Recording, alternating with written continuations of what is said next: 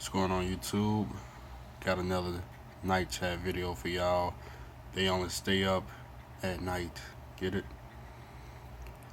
What are we gonna talk about in this video?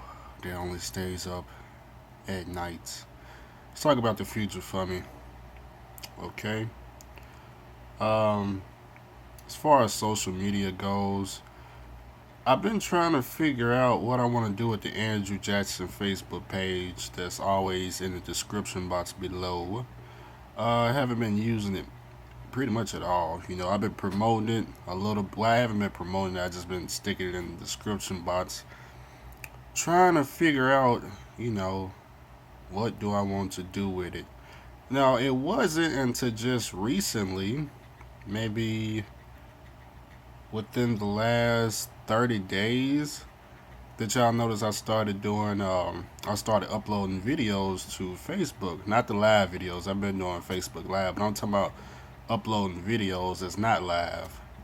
And what I'm noticing is within the past 30 days is the views that I get off Facebook are sort of greater than the ones I get on YouTube. Meaning my presence on Facebook is bigger than it is on YouTube. And I upload a video like this video I uploaded 12 hours ago. Where I said my friend earned $5,000 in the oil field. I just uploaded that video. There was no promotion or nothing to it. I just uploaded it to not my Andrew Jackson page. I just uploaded it to my regular Facebook page. It's up to 1,700 views. That's like equal to my YouTube. I don't know if I would have did 1,700 views in 12 hours. I used to do about 100 views an hour, so I would have probably been at like 1,200. But I'm starting to think Facebook is more powerful than I thought, but there's no money behind it on Facebook. And what I mean by that is, I upload a video, there's no revenue coming back for the video. Now Facebook has started to change. If y'all know anything about Facebook, they just started doing Facebook ads for live stream. So basically, if you do a live stream video on Facebook, and I believe you gotta have 300 more viewers, what you can do is, if you're signed up for Facebook ads, during your live feed, you just tell everybody we finna go to a commercial break. You hit the ad button, and everybody sees a 30-second commercial. I don't know anything about the money or how that goes. I didn't read deep into it, but I just know how it works. I saw it personally from somebody that did it that I was watching their live feed, so that's how I found out about it. But what I think I'm gonna do is use the Facebook page to promote, of course, but to promote new content. Got an email from YouTube a couple of days ago about I think it was called VR 180, virtual reality 180. I think, I'm not too sure, but YouTube, their plans, I'm assuming, is to start getting content creators to use 360 videos. Okay. I didn't read deep into it, but they are making adjustments to YouTube so that the content creators can do that. So what I'm thinking about doing is using the Facebook page to create a new type of video for the trucking world, which is 360. Okay, I tried it with my 360 camera. Give me a second. Okay, there we go. I tried it with this camera. This is a 360 camera, of course, but these was the first generation type of 360 cameras, and it was you can't really edit the videos. It's the quality is not good. Okay, very hard to edit it.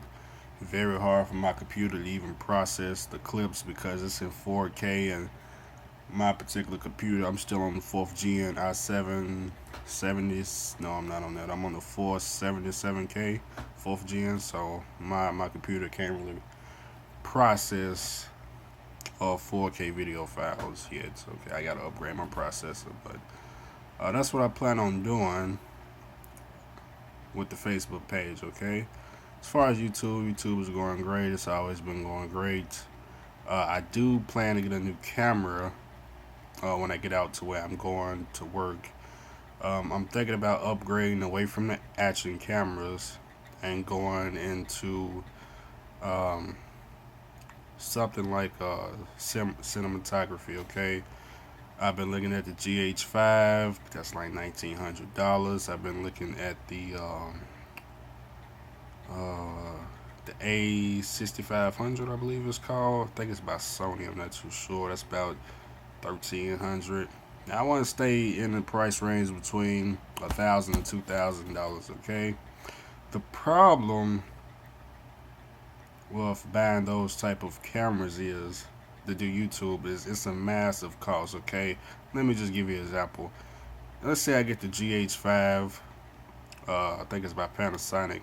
If I get that for $2,000, right? Okay, I'm just gonna give y'all some figures for the cost. You buy the camera's $2,000. You gotta buy a lens, maybe $500.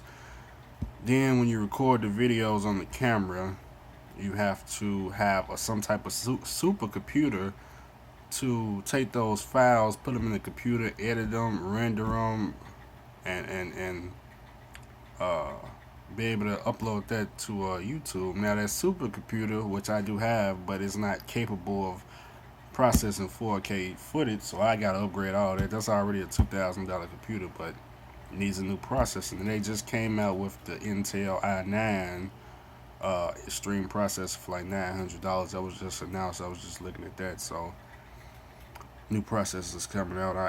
I'm aiming to get a new one.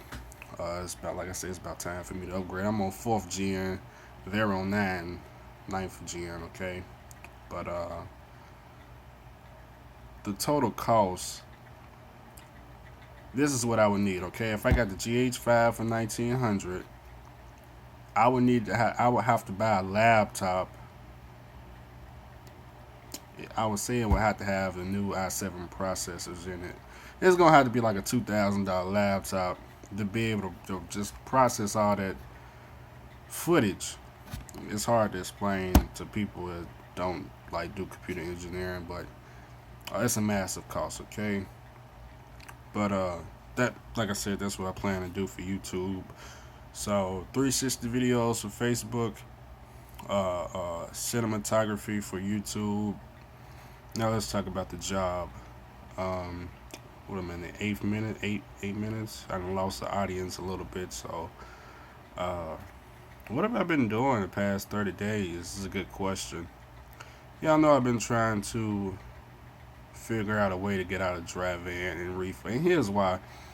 Each time I go to a new job, I want to learn a new skill. Okay, let's take night. I did refrigerating and dry van at night. Okay. Company driver, of course. I left there. I wanted to learn a new skill. I went leasing. I started leasing. I did dry van leasing. And then I learned the load board, and that was about it. Okay. Then I went to Big Rock, switched from the dry van to the reefer.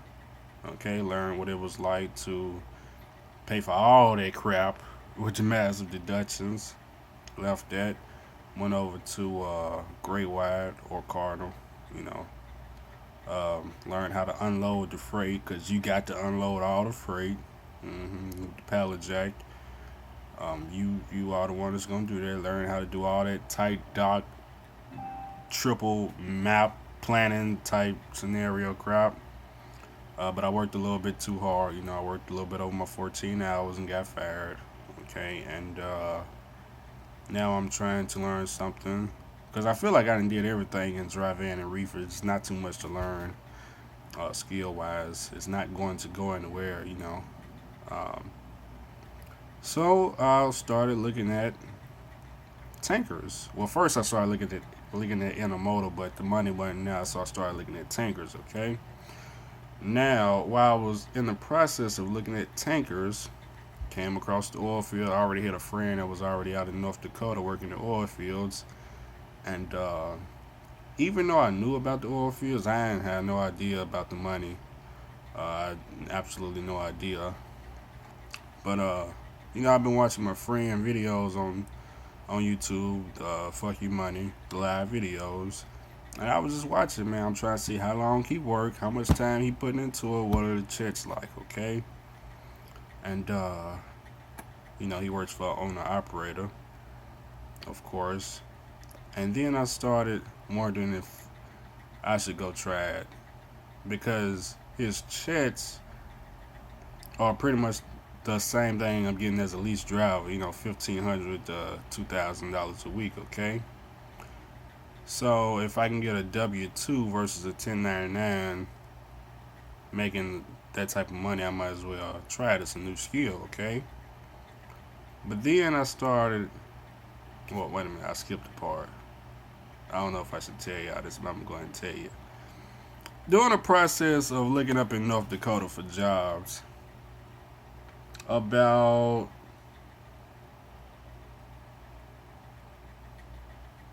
I think it was a week ago. It was last Monday. Nah. 2 weeks ago. It was on a Friday. Yeah, it was on a Friday. What's today? Thursday? It wasn't the Friday that just passed, but the Friday before that, I got a phone call. Got a phone call from Casanova. Yeah, Casanova called. And Miss Diva Trucker, I guess they was talking, and she asked him to give me a call, see how he could help out. I wasn't expecting a phone call, of course, and we talked. And you know what Casanova told me? I'm trying to figure out if I should tell you or not, because I don't know. I'm going to tell you. He offered to let me, he was going to give me the keys to Henrietta, his truck that's paid for with the fresh rebuild, the Detroit truck, Detroit engine. He was going to give me the keys to the truck and let me lease it on, I'm not going to tell you the company, to a company, of course, down by where he stayed. I think it was actually in Louisiana, but we were going to lease the truck on, and that's all I'm going to say about that, okay? Uh, I almost cried today, but anyways, I just thought I'd throw that out there. Okay? He's a cool guy. Cool. I never thought another truck driver would offer me to just, hey Andrew, let me toss you the keys to my paid off truck, and you go out there and make as much money as you can with it, and just bring back the keys when you're through, and go out there and get you a new 389 Pete from the dealership. Use my paid off truck with the fresh rebuild, and just stun on there. But I was playing.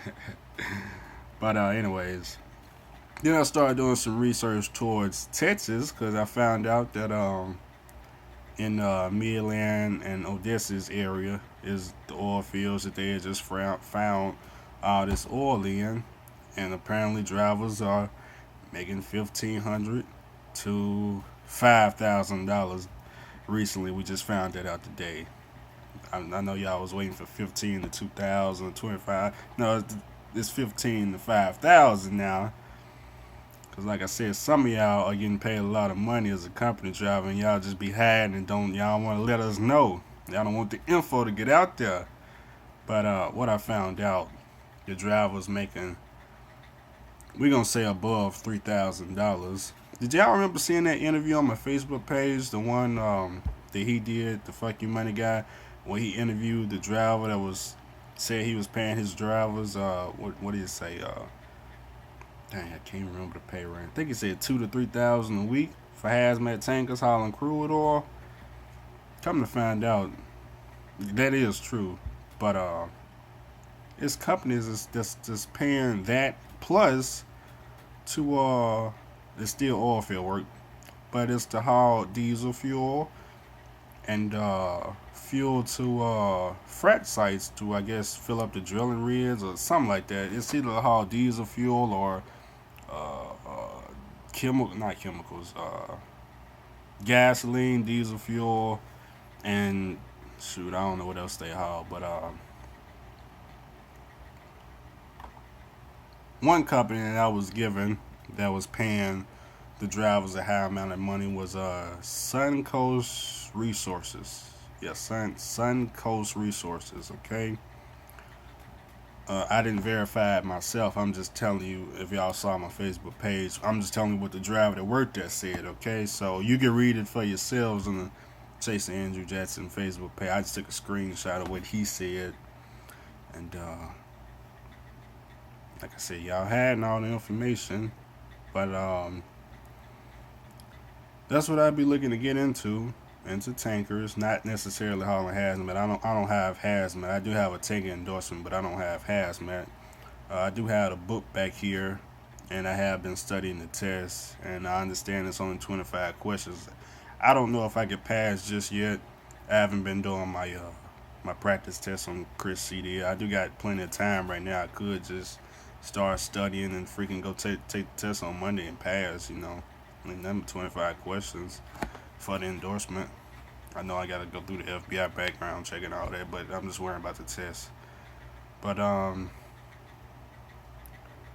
that's what I've been doing, man. Looking to get out of drive-in and reefer. Um, what I'm finding out is, man, this is you can make more money just being a company driver pulling the tanker than you can being an owner operator doing the drive-in. From what I'm seeing, I'm not saying it's true because this is oil field. I don't know about if you're not in the oil field and you hauling tankers, maybe it's all equal to drive-in and reefer. I don't know. But when do I plan to get back to work? Pretty soon. Pretty soon. How much am I looking to earn? Um, I'm looking for 1,500 plus a week. Which if y'all again follow me on the Chase Andrew Jackson page, I gave away like 5 companies with the phone numbers, with the contact information. You can call them and get you a job yourself. Okay, I was only gonna put it on Facebook, but like I said, this video only stays up at night, so the camera can cut off at any second. Just so I throw that out there before it cut off. But the companies that I called and I talked to and they verified, you know, the drivers was making the money that they claimed. All of these were small companies, so except 1845, that's not a small company. But the rest of them, I don't know if they all mom and pops or they're not large companies. They real small trucking companies. So I had one company today. They said something about you just knew this company was running illegal. They was like, yeah, all our drivers making 2,000 plus, and we're on paper logs, and we're not switching to e-logs until December. So you can come on get it while it's good before December come. Like, man, you just know y'all running. But anyways, you could tell that wasn't the suit and tie guy that wrote me that message, man.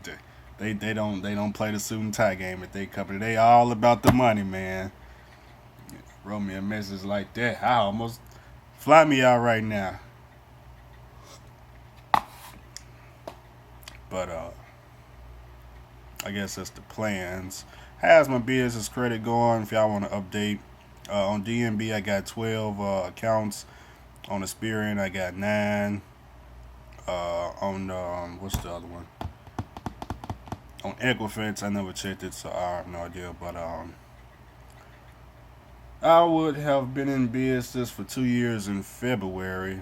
There is a plan to use all the business credit. I just haven't told y'all the plan yet. Don't think that uh, everything went away or anything like that. And just so y'all know, as far as the business credit, the reason everything is delayed is because I have not filed taxes yet. Okay, I did an extension and I haven't filed my taxes yet for my business. Until I file my taxes, or after I file my taxes, that's when I'll be looking to do what I need to do. The reason I haven't filed my taxes is I need to figure out how much I need to show I made so that I'm eligible to do things like get a house, get cars, get vehicles, trucks, semis, whatever I need, get loans or whatever I need. How much money do I need to show as profit? Okay, and I got people working on that, so that's what the delay is. Okay, and also when you do a stitching, you kind of go under the radar, and you really don't get audited because all the audits and all that crap happens back when everybody else is filing their taxes in April. Okay, but what else? I think I done told y'all about everything. Um, uh, Q&A. I guess I'll do that tomorrow. Guess I'll do that tomorrow. I know I put up a post for Q&A. I'm about to make a separate video for that. As far as travel local, I know somebody wanted me to go through the numbers. I don't know if I want to get in the argument. I thought about it, you know. As far as travel local and Creek goes, I give you my quick thoughts on it. It's possible that they both making the same amount of money. It's very possible. I mean, um, this is the way I see it. Travel local, if you lease truck trailer, you got the gross between $6,270 and $7,000 a week to bring home between $18 and $2,400. Okay, let's just take interstate for example. If I gross $4,000 to $4,500, I'm gonna take home the exact same thing, $18 and $2,500. Okay, so it's very possible that the trucker's coach is, of course, grossing a lower number and still been able to walk away with the exact same paychecks. Because over at Travel Local, it's just deductions, it's eating up all the gross. So it's not impossible for them to be not. It's not impossible for them to be getting the same checks. Okay, just my 2 cents on it. But other than that, if I was to go to Travel Loco, I would take the quality truck. Just walk away and still got a warranty and just cost less, not too much less. Mainly because I know I'm going to give the truck back. I don't have no aspirations of keeping a quality truck, and I know personally doing the 5-year lease deal is not for me. I don't plan to lease for 5 years. This is just a short term thing for me. Okay. What else? What else? What else? So people looking for oil field jobs. Like I said, I got a post on the Andrew Jackson Facebook page of like 5 companies. I just put up a screenshot of what they said. Okay, not what I said. It's what they said. It's got their email, their contact information. Give them a call tomorrow. If you don't want to look at that, you can just go on Craigslist. Go to Craigslist. Pick your state. Texas, Oklahoma, New Mexico, North Dakota, West Virginia, PA, and I believe Louisiana. Go to the transportation section of Craigslist, type in frac, and boom, there's all the jobs. Okay. What do I recommend starting off as a?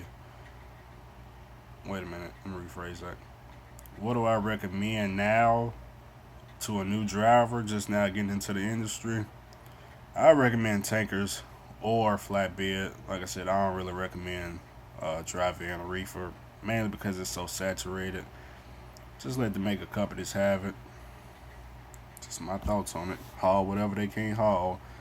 But hauling grain is kind of up there with the oil field work. I'm just saying, I'm just specialized. I'm just saying it's possible that you could grab, a hopper bottom and be making top dollar. And those guys are quiet too. You don't hear nothing about hopper bottom.